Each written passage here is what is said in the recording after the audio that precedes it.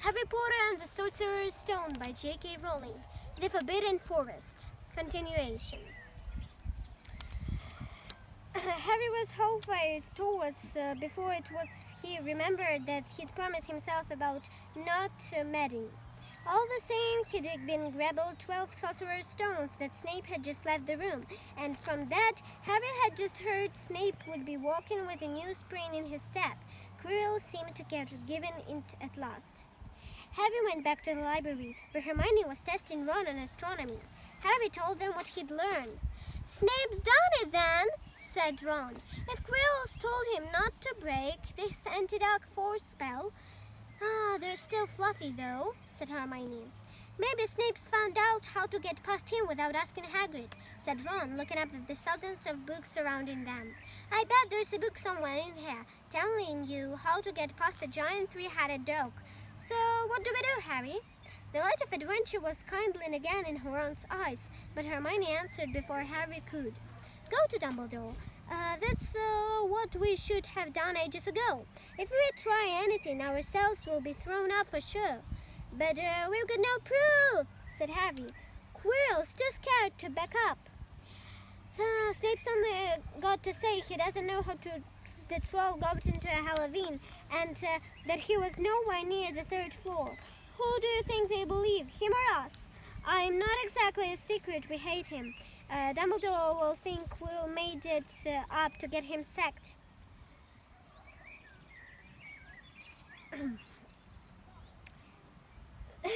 Filch wouldn't help us if his life depended on it. He's too friendly with Snape, and the more students get thrown up, the better he'll think. And don't forget, we're not supposed to know about the stone of Fluffy. That will take a lot of explaining. Hermione looked convinced, but Ron didn't. This is Professor Minerva McGonagall. "If we just do a bit of poking around." "No," said Harry flatly. "We've done enough poking around." He pulled a map of Jupiter towards him and started to learn the names of its moons. The following morning, notes were delivered to Harry, Hermione, and Neville at the breakfast table. They were all the same. "Your detention will take place at 11 o'clock tonight. Meet Mr. Filch in the entrance hall. Professor Minerva McGonagall." Harry had forgotten they still had detentions to do in the furor over the points they'd lost. He half expected Hermione to complain that this was a whole night of revision lost, but he didn't say a word. Like Harry, she felt they deserved what they'd got. At 11 o'clock that night, they said goodbye to Ron in the common room and went down to the entrance hall with Neville. Filch was already there, and so was Malfoy. Harry had also forgotten that Malfoy has got a detention too. "Follow me," said Filch, lighting a lamp and leading them outside. "I bet you'll think twice about breaking a school rule again, won't you, He continued, leering at them. "Oh, yes, hard work and pain are the best teachers if you ask me.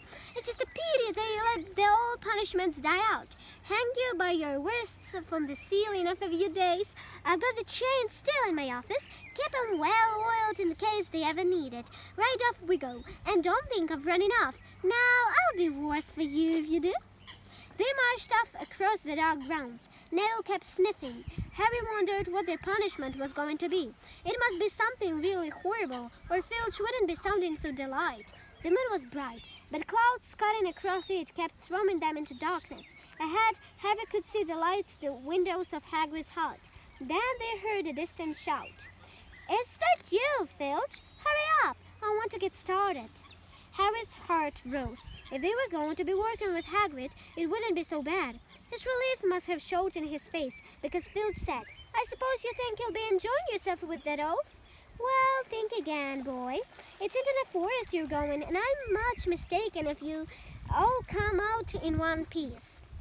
All this, Neville let out a little moan, and Malfoy stopped dead in his tracks. "The forest!" he repeated, and he didn't sound quite as cool as usual. "We can't go in there at night. There's all sorts of things in there. Werewolves, I've heard." Neville clutched the sleeve of Harry's robe and made a choking noise. This is the entrance to Hogwarts, I guess. That's your lookout, isn't it? Said Filch, his voice cracking with glee. Shouldn't we thought of them werewolves before you go in trouble, shouldn't you? Hagrid came stunning towards them out of the dark, Fang at his heel. He was carrying his large crossbow, and a quiver of arrows hung over his shoulder. About time, he said. I've been waiting for half an hour already. All right, Harry, Hermione. I shouldn't be too friendly to them, Hagrid, said Filch coldly. They're here to be punished after all. That's why you're late, is it? Said Hagrid, throwing at Filch. Been lecturing them, eh? It's not your place to do that. You have done your bit. I'll take over from here. I'll be back at dawn, said Filch. From what's left of them, he added nastily, and he turned and started back towards the castle, his lamp bobbing away in the darkness. Well, that's weird because students aren't allowed in Forbidden Forest, and they took them in. Malfoy now turned to Hagrid. I'm not going in that forest, he said, and Harry was pleased to hear the note of panic in his voice. Yeah, if you want to stay at Hogwarts, said Hagrid fiercely. You done wrong, and now you've got to pray for it. But this is Severance stuff. It's not for students to do. I thought we'd be writing lines or something. If my father knew I was doing this, he'd tell ya that's how it is at Hogwarts, Hagrid growled. Writing lines? What good's that to anyone? Well, you'll just assume it's useful or you get out. If you think your father'd rather you expelled, then get back off to the castle and pack. Go on. Malfoy didn't move. He looked at Hagrid fiercely, but then dropped his gaze. Right then, said Hagrid. Now listen carefully, 'cause it's dangerous what we're gonna do tonight, and I don't want no one taking risks. Follow me over here a moment. He led them to the very edge of the forest. Holding his lamp up high, he pointed down at narrow, raining earth track that disappeared into the thick blazed trees. A light breeze lifted their hairs as they looked into the forest. Look there, said Hagrid. See that stuff shining on the ground? Silvery stuff. That's unicorn blood. There's a unicorn in their bin, but badly by summit. This is the second time in a week. I found one dead last Wednesday. We're gonna try and find the poor thing. We might have to put it out of its misery.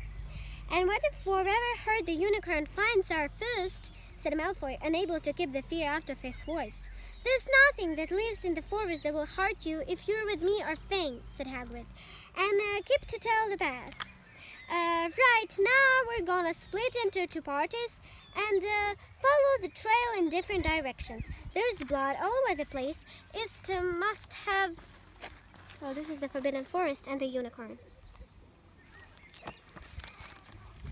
We must have been struggling around since last night at least. I want Fang, said Malfoy quickly, looking at Fang's long teeth. All right, but I warn you, he's a coward, said Hagrid. So me, Harry, and Hermione will go on the way, and Draco, Neville, and Fang will go to the other. Now, if any of us finds a unicorn, we'll send up green sparks, right? Get your wands out and practice now. That's it. And if anyone gets in trouble, send up red sparks, and we'll all come and find you. So be careful. Let's go.